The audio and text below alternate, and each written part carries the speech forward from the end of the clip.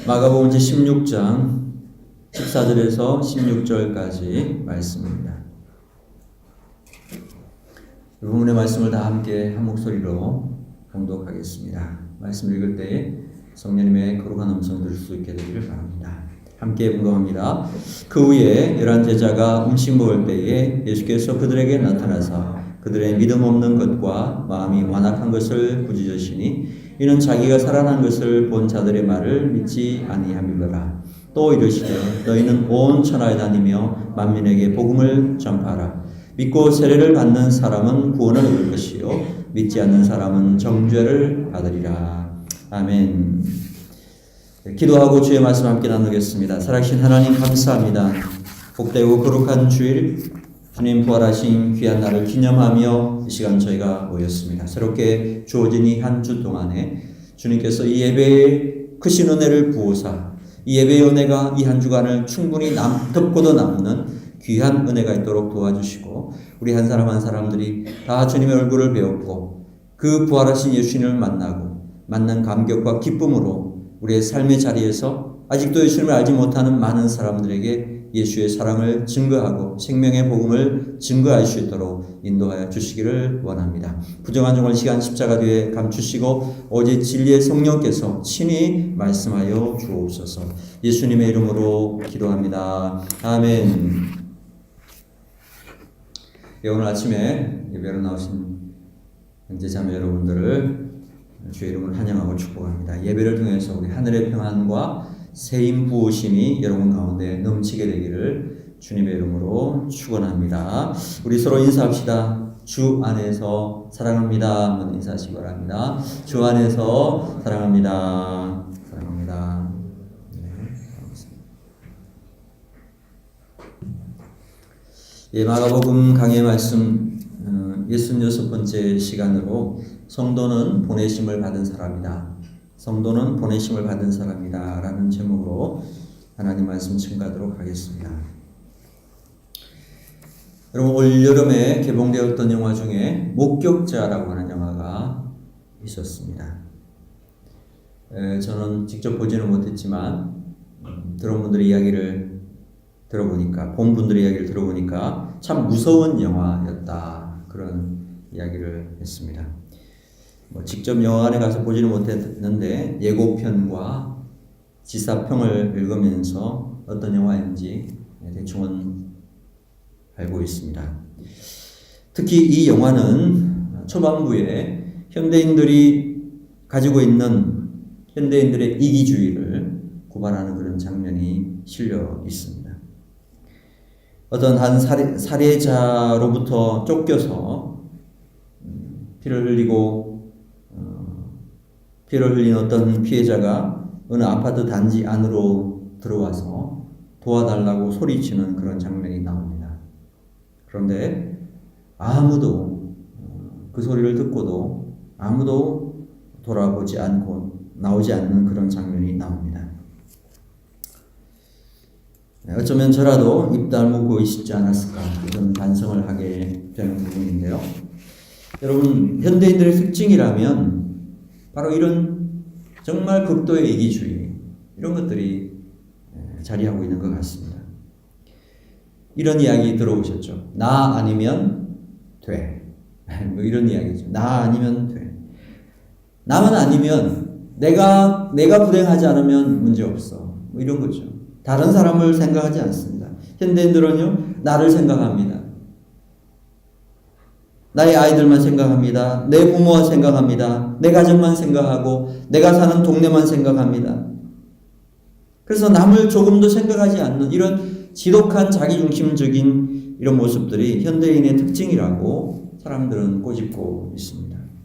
근데 문제는 이런 비극들이 교회 안에도 들어올 수 있다는 것입니다. 미국의 유명한 갈보리 채플의 척 스미스 목사님이라는 분이 쓴 책 중에 이런 내용이 있습니다. 어느 교회예요. 교인들이 다 떠나고 4명만 남았대요. 4명만. 그런데 그 교회는 새 가족이 와도 환영하지 않을 뿐 아니라 오히려 더 이상 새로운 가족이 오는 것을 원하지도 않았다라는 거예요. 그래서 왜 그러냐라고 물어보니까 그 교인 중에 한 사람이 하는 말이에요. 교회 앞들에 남아있는 교인 묘지 자리가 4개밖에 없기 때문에 더 이상 받을 수 없다는 거예요. 여러분, 이게 무슨 말입니까? 자기들이 가지고 있는 어떤 특권을 빼앗기는 것이 두려워가지고 교회에 새로운 가족이 와도 환영하지 않았다라는 거예요. 정말 우스운 이야기이고 무서운 이야기 아닙니까? 물론 여러분, 교인들이 한 100명 정도 되는 교회, 50에서 100명 정도 되는 교회가 사실 신앙생활 하기가 제일 좋다고 해요. 뭐 적당한 거죠. 붐비지도 않고 장소도 넉넉하고 교육과 훈련하기도 여유가 있고 좋습니다. 그렇지만 여러분, 교회라고 하는 곳이 어떤 곳입니까? 교회는 머물러 있는 곳이 아니라, 교회라고 하는 것은 내 밥그릇 챙기는 것이 아니라, 교회는 내가 좋자고 하는 것이 아니라 주님의 몸된 교회로서 주님이 가지고 계셨던 비전을 가지고 주님의 마음을 가지고 일하는 곳, 주님의 마음을 가진 사람들이 모여 있는 곳, 그것이 교회라는 속성입니다. 때로는 자기 가지고 있는 것조차도 다 내려놔야 되는 것이 교회예요. 나의 것을 챙기는 것이 아니라 내가 가지고 있는 모든 것을 주님을 위해 그 특권도 과감하게 포기할 수 있는 곳이 바로 교회라고 하는 특성입니다. 또한 성도는 누구입니까? 성도는 앉아서 대접받는 사람들이 아닙니다. 또한 성도는 날마다 교회당 안에 모여있는 그런 사람들 아닙니다. 성도는 섬기는 사람입니다.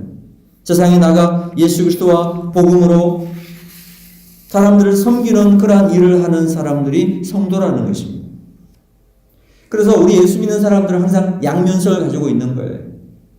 첫째는 세상으로부터 나와 교회로 부름을 받은 사람들입니다. From the world. 세상으로부터 부름받은 사람들이에요. 그런데 또 한 가지 다른 면이 있다면 그 부름받은 세상 속으로 다시 들어가야 하는 사람입니다. Into the world. 우리는 from the world의 사람이지만 동시에 into the world의 사람이에요. 그래서 세상을 떠나가지고 세상과 관계없이 살아가는 사람들이 아니라 이렇게 세상으로 부름받아 주님의 자녀로서 교회를 이루어 이곳에서 은혜를 받고 이곳에서 능력을 받고 이곳에서 위로를 받고 이곳에서 충만하게 체험받은 다음에 우리가 살아가는 세상 속으로 들어가서 거기에서 복음으로 섬기는 사람들, 그 사람들이 하나님의 백성들이라는 거예요. 그래서 두 가지 양면성이 있는 겁니다. 여러분, 성도들은 안방에 들어앉아가지고 가만히 있는 사람들이 아니라 세상의 보냄을 받은 사람들입니다. 성도들은 이렇게 숨어 있는 사람들이 아니에요. 바퀴벌레처럼. 여러분, 바퀴벌레의 속성이 뭔지 아십니까? 바퀴벌레의 특성은 이거예요. 따뜻한 걸 좋아해요. 그래서 여러분, 바퀴벌레가 어디에 모여 있느냐면 냉장고 뒤 같은 데 많이 모여 있어요. 그 냉장고가 따뜻해요. 어디에 모여 있는지 아세요? 보일러 근처에 모여 있어요. 따뜻하니까. 음식물 보관장소 이런 냄새 나는 것도 좋아합니다. 그러니까 바퀴벌레들은 특별한 경우를 제외하고는 거의 나오질 않습니다. 그냥 거기에 머물러 있어요. 좋으니까. 사람들이 눈이 잘 띄지 않는 으슥한 곳에 숨어 있다가요, 언제 활동하는 줄 아세요? 불 다 꺼지고 나면, 깜깜해지면 자기들 세상이라고 그러고 왕성하게 돌아다닙니다. 근데 오늘날 바퀴벌레 같은 그러한 모습으로 살아가는 성도들도 없잖아 있다라. 비유가 좀 그렇긴 하지만. 사랑하는 여러분, 그리스도인들은 따뜻한 방 안에만 들어있는 그런 바퀴벌레 같은 존재가 아니라는 것입니다. 그리스도인은 교회 안에만 머물러 있는 존재가 아니라는 것입니다. 성도가 누굽니까? 세상에 보내심을 받은 사람들입니다. 이것은요, 목회자나 선교사에게만 해당되는 것이 아니라 예수를 믿는 사람이라면 모두 다 해당되는 사람들이고 순종해야 될 말씀이라는 거예요. 여러분, 예수님 부활하시고 나서 제자들에게 찾아오셔서 제일 먼저 뭐라고 말씀하셨는지 아십니까? 요한복음 20장 21절에 보니까 너희에게 평강이 있을지어다. 아버지께서 나를 보내신 것 같이 나도 너희를 보내노라. 그렇게 말씀하셨어요. 부활하신 예수님께서 제자들에게 오셔서 처음으로 하신 말씀이 너희에게 평강이 있을지어다 라고 말씀하신 다음에 내가 아버지께로 보냄받은 것 같이 나도 너희를 세상에 보내노라 말씀하셨어요. 여기에 1차적으로 너희라는 것은 거기에 있는 제자들을 말하겠죠. 그런데 그것만이 의미하는 것이 아닙니다. 2차적으로는요, 그 제자들 통해서 이 땅에 전파된 복음을 통해서 온 세계 예수님을 믿고 있는 모든 성도들은 다 해당되는 거예요. 나도 너희를, 우리를 주님은 보내기를 원하신다고 말씀했습니다. 베드로전서 2장 9절에 보니까 사도 베드로는 우리를 어둠에서 구원해 주신 예수 그리스도의 아름다운 덕을 선전하게 하기 위해서 우리를 불렀다고 주님 말씀하셨습니다. 주님은 우리를 왕같은 제사장으로 거룩한 나라로 부르신 이유가 뭐냐? 예수 그리스도의 덕을 온 세상에 선전하기 위해서, 온 세상에 전파하기 위해서 우리를 부르셨다고 말씀하고 있습니다. 우리는 복음을 전하기 위해서 세상으로부터 불러냄을 받았고 이제 그 복음을 가지고 다시금 세상 속으로 보냄받은 사람들이라는 사실을 명심해야 할 것입니다. 그러므로 안방에 웅크리고 살아가는 그런 사람들의 모습이 아니라 복음 들고 세상으로 보냄받아 우리의 삶의 터전 속에서 담대하게 주님의 복음을 전파하는 그러한 종들이 되어야 될 줄로 믿습니다. 이것이 오늘 우리에게 주신 주님의 사명이라는 것입니다. 오늘 본문에 보니까 부활하신 예수님께서 부활을 믿지 않는 것과 마음이 완악한 그들을 꾸짖고 계신 장면이 나옵니다. 본문 14절에 보니까 그 후에 11 제자가 음식 먹을 때에 예수께서 그들에게 나타나사 그들의 믿음 없는 것과 마음이 완악한 것을 꾸짖으심. 이는 자기가 살아난 것을 본 자들의 말을 믿지 아니하밀러라.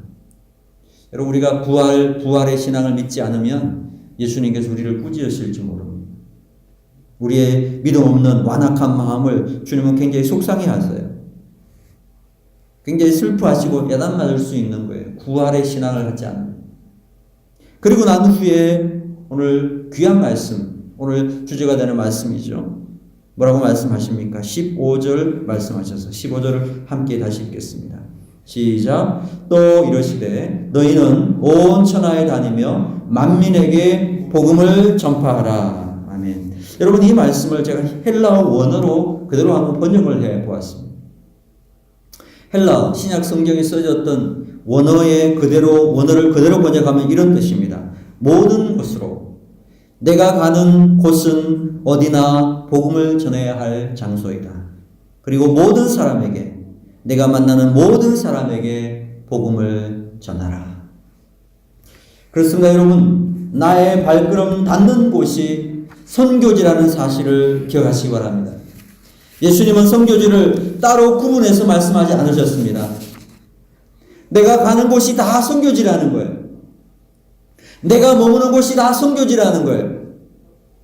아직 그 복음을 듣지 못한 가족이 있습니까? 여러분, 그분들에게 복음을 전하는 것이 여러분의 선교예요.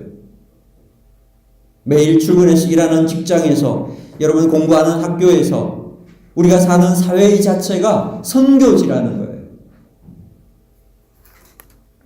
네 발걸음 머무는 곳이 모든 곳으로, 네가 가는 모든 곳으로 언제나 복음을 전해야 할 장소다. 그렇게 말씀하셨습니다.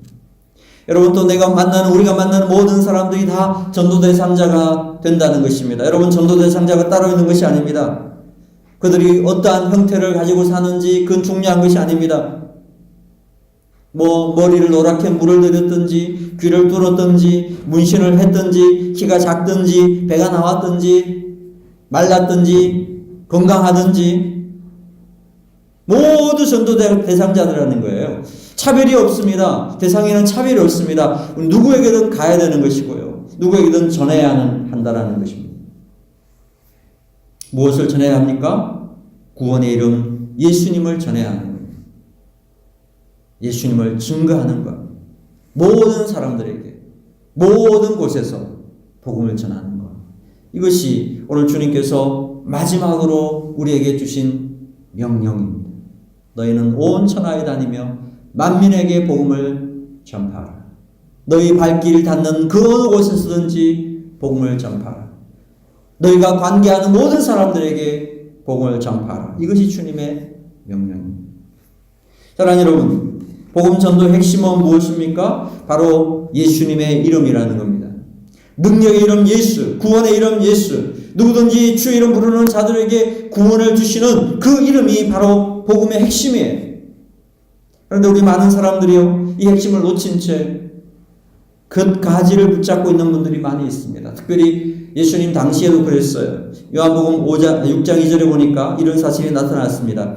큰 무리가 따르니, 예수님을 많은 사람들이 따랐는데 이는 병인들에게 행하는 표적을 보미노라. 뭘 봤다고요? 표적을 봤다는 거예요. 사람들의 관심은요, 병이 고침받는 것과 기적과 이적이 나타나는 어떤 사인을 보고 그 관심을 가지고 예수님 앞에 나왔다라는 거예요. 그런데 사실 그거는 핵심이 아니었어요.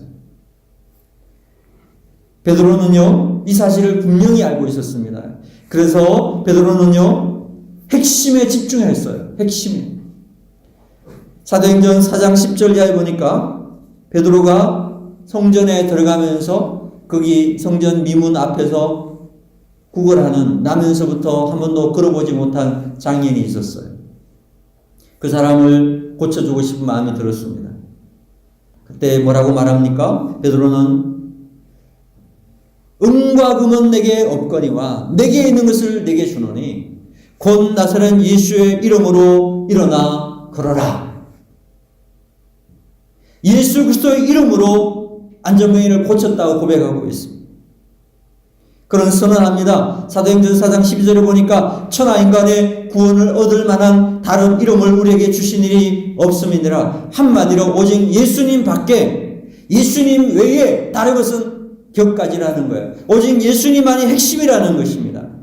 오직 예수밖에 없다는 것입니다. 기적을 일으키고 병을 치료한 것은 예수님이 하신 일이죠. 베드로는 핵심을 붙잡았어요. 내게 있는 나사렛 예수의 이름을 의지하고 내게 말하노니 예수 이름으로 일어나 걸어라. 그러니까 그 장애가 고쳐지면서 벌쩍 일어나서 걷기도 하고 뛰기도 하는 놀라운 역사가 일어나게 되었다라는 것입니다. 저라는 우리의 삶도 마찬가지입니다. 우리도 핵심 놓치면 안 됩니다. 격까지 붙잡지 말고 핵심 붙잡아야 됩니다. 복음의 핵심이 뭡니까? 예수의 이름이에요.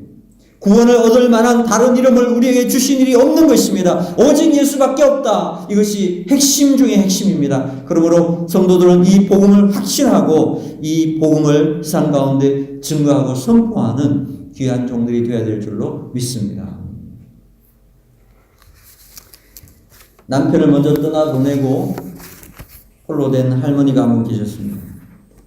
밤이면 잠이 잘 오지 않고 가슴이 답답하고 불안 정세가 겹쳐서 그래서 병원을 찾아갔습니다. 진찰을 마친 의사가 할머니에게 말했습니다. 할머니, 많이 외로우시고 답답하신 것 같아요. 자주 산에 올라가셔서 신선한 공기도 맡으시고 크게 소리도 지르시면 상태가 많이 좋아질 겁니다. 이야기했습니다. 그 말을 듣고 할머니가 이제 산에 다니기 시작했습니다. 산에 올라간 할머니는 야호하고 소리를 치는 게 너무 쑥스럽고 어색해가지고 국리 끝에 큰 소리로 자기 손자 이름을 불렀다고 합니다. 철수야! 철수야! 어떻게 됐겠습니까? 사방에서 등산객들이 몰려들었습니다. 그리고 할머니에게 이렇게 묻습니다. 할머니, 혹시 아이를 잃어보셨어요? 손주를 잃어버렸습니까? 할머니 아무 말도 말 못했다고 합니다. 여러분 무슨 이야기죠? 여러분 산에 가서는요, 손주 이름을 부를 것이 아니고 야호를 불러야 됩니다. 야호. 그렇죠? 우리가 복음을 전할 때 누구 이름을 불러야 됩니까? 예수 이름을 부르고 예수 이름을 선포해야 하는 겁니다.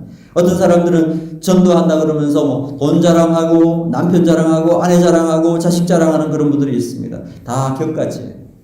복음의 핵심은 뭐냐? 예수 그리스도. 예수 그리스도.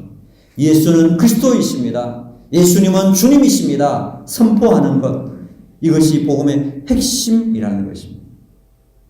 오늘 우리 마음속에 심어주신 이 복음의 핵심을 확신하고 우리 삶 가운데 생애 다하는 날까지 때를 어떤지 못 어떤지 온 천하에 다니며 만민에게 복음 증거하는 신실한 귀한 종들 되기를 주의 이름으로 축원합니다.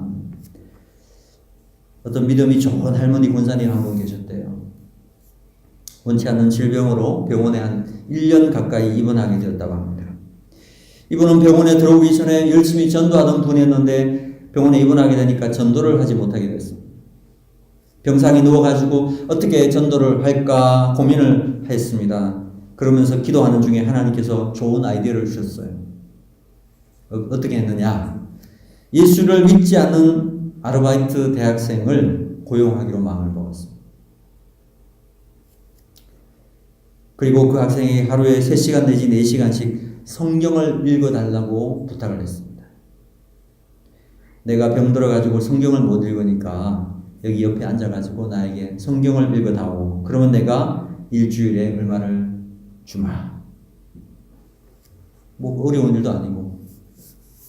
근데 꼭 안 믿는 사람을 알바로 뽑았다고 합니다. 이 알바 학생이 할머니 곁에서 성경을 쭉 읽어나가는데요. 마태, 마가, 누가, 요한복음 이런 식으로 쭉 읽어나가다가 중요한 구절이 나오면은 반복해서 읽도록 했다고 합니다. 아이고 그건 내가 잘 못 들었는데 다시 읽어서 줄래 이래가지고 예를 들어서 주 예수를 믿어라. 그래야만 너와 내 집이 구원을 얻으리라. 뭐 이런 말씀은 그거 잘 못 들었는데 다시 읽어줄 수 있어. 뭐 이러면서 계속 반복을 시켰어요.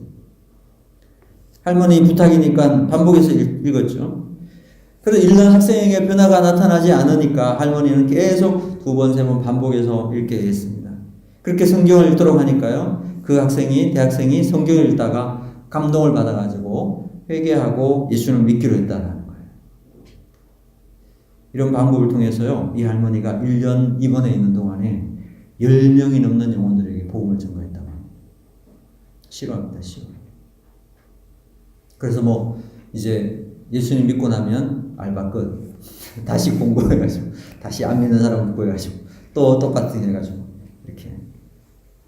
사랑하는 여러분, 믿음은 들음에서 나는 거 아니에요. 들음은 그리스도의 말씀으로 말미암는다고 했습니다. 그러므로 주위에 믿지 않은 분들이 있어요. 여러분 계속 들려주는 거예요. 주의 말씀 계속 들려주는 거예요. 여러분 고구마 전도법이라고 하는 것을 만들어낸 김기동 집사님인데 지금 목사님 되셨더라고요. 이 목사님은요, 이 고구마 전도법 2개의 젓가락을 이야기를 해요.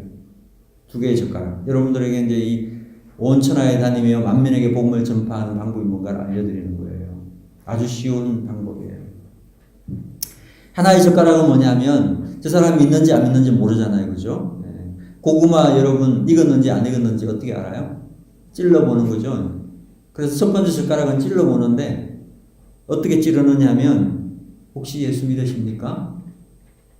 딱 물어보는데 우리 안 믿어요. 너무 좋습니다. 그러면서 한번 찌르는 거예요. 그게 첫 번째 젓가락이에요. 너무 쉽죠? 혹시 예수 믿으십니까? 예수 믿으면 너무 좋습니다. 이게 표정이 중요하대요.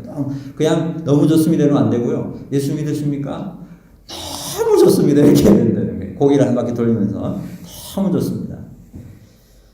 근데 뭐라고 그러면 그 얘기를 다 듣고 그래도 믿어야 됩니다. 너무 좋습니다. 이렇게 말을 하라는 거예요. 그것이 첫 번째 젓가락이에요. 그러니까 뭐 핑계를 대고 예수 안 믿는다 이런저런 이야기하면요. 그 한번 찔러보는데 고구마가 이게 젓가락이 안 들어가면 무슨 고구마죠? 생고구마예요. 아직 안 익었어. 아직 이 사람이 예수 믿을 준비가 안 됐구나. 이 사람이 아직 내가 복음을 전하는 이 시점에 이 사람이 익은 고구마가 아니에요. 아직 예정된 사람이 안 됐고 익지 않았다. 이렇게만 생각하면 되는 거예요. 우리는 많은 분들이 복음 전하다가 거절하면 막 상처를 입고 좌절하고 그러는데 이분은 생각이 다르더라고요. 이분은 아직 준비가 안 됐구나. 믿을 준비가 안 됐구나. 생고구마구나. 그 돌아선다는 거예요. 그래서 자기 그 경험을 이야기해요. 과천에 이렇게 사시는데 이렇게 어떤 쇼핑몰에 들어가서 근데 보니까 저 에스카레이터를 타고 어떤 아주머니 고구마와 어린아이 고구마가 같이 오더래요. 그래서 저분들에게 복음을 전해야 되겠다. 그리고 이분이 이제 복음을 전할 때 가면 아이들에게 접근하잖아. 아이고 애가 너무 예뻐요. 애 살갗이 아주 너무너무 보드랍고 좋아요. 애가 너무 예뻐요. 애들 칭찬하면 애들을 싫어하는 부모 없잖아요. 그러니까 우리 애가 예쁘죠 이러면서 이제 이야기를 하는 중에 탁 쳐다보면서 혹시 예수 믿으십니까? 그랬더니 얼굴색이 착 변하더래요. 아, 이거 전도하러 온 인간이구나. 그래가지고 우리는 대대로 불교 집안이에요. 막 이러면서 막 이야기하더래요. 그러니까 이분이 그래도 믿으셔야 됩니다. 너무 좋습니다. 이렇게 얘기해요. 이분 예를 들면 이런 식으로 해요. 이분은. 그래서 여러분 한 가지 젓가락을 이렇게 사용했다면 두 번째 젓가락은 뭐냐면 두 번째 젓가락부터는 아주 쉬워요. 기도하고 있습니다. 이 말을 계속해 주는 거예요. 기도하고 있습니다. 이 두 가지 젓가락으로 만나는 사람들마다 다 찔렀다는 거예요. 첫 번째 젓가락은 처음 만나는 사람들에게 찌르는 것이고, 두 번째 젓가락은 한 번 만나본 사람들에게, 뭐 주위의 사람들이겠죠. 기도하는 사람들, 이런 사람들에게 찔렀는데, 여러분 고구마 익었는지 안 익었는지 아는 방법은 찔러보는 거예요. 어느 정도 익었나 찔러보는 거잖아요. 뚜껑 열고 찔러가서 푹 들어가면 어때요? 아, 익었구나, 그렇게 하는 거잖아요. 그래서 두 번째 젓가락을 계속 쏘는 거예요. 무차별로. 그래서 간증을 이렇게 하시더라고요. 자기가 세탁소를 다니는데 세탁소는 항상 그 한 군데만 다니시는 거예요. 이분이 세탁소 그 주인에게 예수 믿으십니까? 너무 좋습니다. 그랬더니 우리는 생각도 없고 뭐 안 믿는 말이 많잖아요. 안 믿는 사람들이 안 믿는 핑계를 이야기하죠. 그러니까 그러시냐면서 너무 좋다고 예수님 믿으면 너무 좋다고. 그리고 나서 그 다음부터 세탁물을 맡기러 갈 때 찾아올 때 항상 기도하고 있습니다. 기도하고 있습니다. 그리고 찔렀더라고요. 기도하고 있습니다. 그래 찌른 지 얼마 전에 8개월 찔렀어요.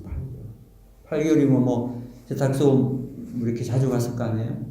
근데 어느 날 갔더니 저기 잠깐만 이야기 좀 할 수 있어요? 그래요. 그러면서 혹시 사장님 다니는 교회 저도 좀 데려갈 수 있어요? 그러더라는 거예요. 아, 이거구나. 이제 그래서 무슨 일이 있어요? 했더니 계속 기도하고 있습니다라는 이야기를 들어서 그런지 내가 예수 믿고 나서 내가 그 이야기를 듣고 나서 처음에는 거부감도 많고 그랬는데 가만히 생각해 보니까 내가 이 교회를 안 다녀가지고 요즘 제가 굉장히 어려운 일을 당했다 그러면서 내가 교회를 안 다녀서 그런가 이런 생각이 든다면서 사장님이 가는 교회도 저도 좀 데리고 와주세요. 그래가지고 교회 다니겠다는 거예요. 그래가지고요 자기 가는 세탁소도 전도했죠. 미장원에 가면 원장님한테 예수 믿으면 너무 좋습니다. 그때부터 기도하기 시작한다. 기도해. 이래가지고 미장원 원장님 데리고 가고, 보통 한 10번 정도 찌르면 돌아온다는 거예요. 그런 식으로 주위에 있는 사람들에게 다 복음을 증거했어요.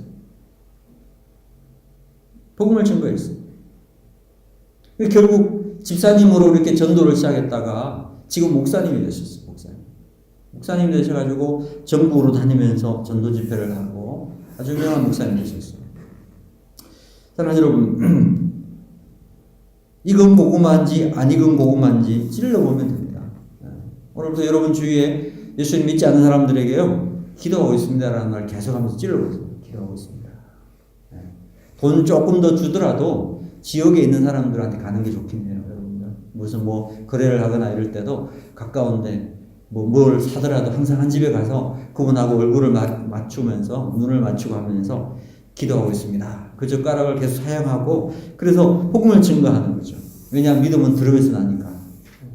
하나님께서 이렇게 기도하고 있습니다라고 하는 동안에요 꼭 한번 사건을 일으켜주신다는 거예요. 어려운 일 당한다든지 집안에 무슨 일이 있어가지고 내가 교회 안 가서 그런가 보다 이런 생각을 할 때가 온다라는 거죠. 그때 주님께 인도하시면 된다는 거예요.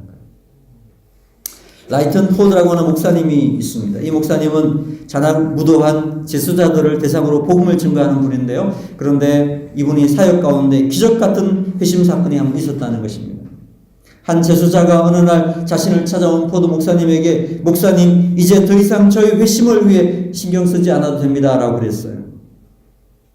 어제 제가 예수 그리스도를 영접했기 때문에 그렇습니다. 목사님은 저를 찾아와서 복음을 증거한 25번째 분입니다. 그렇게 이야기를 하더래요. 이게 무슨 뜻인가 물어봤더니 과거 이 사람에게 복음을 증거한 사람이 24명이나 있었다는 겁니다.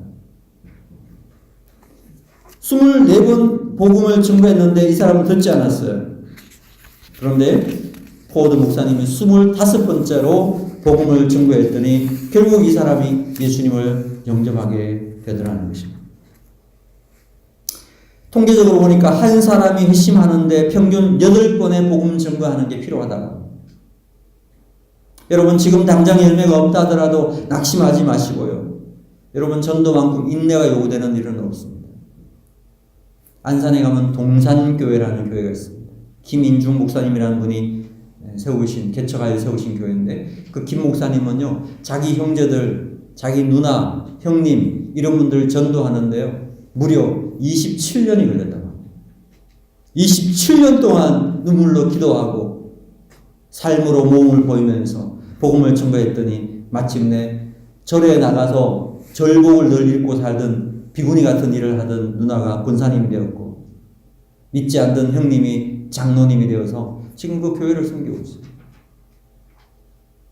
전도만큼 인내를 요구하는 일도 없어요. 그러나 당장의 열매가 없다 하더라도 낙심할 필요 없어요. 갈라디아서 6장 9절에 보니까 우리가 선을 행하되 낙심하지 말지니 피곤하지 아니하면 때가 이름에 거두리라. 전도 열매가 당장 나타나지 않는 것 때문에 실망하지 마시고 예수 이름을 증거하고 기도하십시오. 그러면 주님께서 언젠가 때가 이름에 거두게 하실 줄로 믿습니다.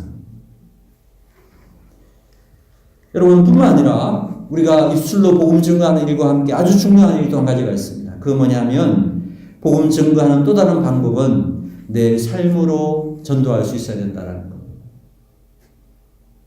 여러분 우리에게 주어진 모든 시간은 삶의 전도의 시간이라고 생각하시면 됩니다. 그런데 우리는 오해하죠. 교회 안에서는 예수 믿는 사람처럼 삶의 모습이 아름다운 모습처럼 보이는데 교회 밖으로 가면 삶이 너무나 달라져요. 교회 안에서 예배드린다고 하는 그 모습과 세상에 나가서 생활하는 모습이 너무나 틀려요. 야고보 사도는 이런 모습을 가리켜서 한 우물에서 두 가지의 맛을 내는 우물과 같다고 했습니다. 이런 이중성 때문에 사실 얼마나 한국 교회 교인들을 통해서 상처 입은 세상의 사람들이 많은 줄 아십니까? 우리의 삶으로 복음을 증거하는 모습이 있어야 합니다. 아까 며칠 저녁에 집으로 가다가 차를 몰고 가다가 신호등 앞에 이렇게 서 있으면 한 10시쯤 이렇게 돼 있는데 제가 참 민망할 때가 많더라고요.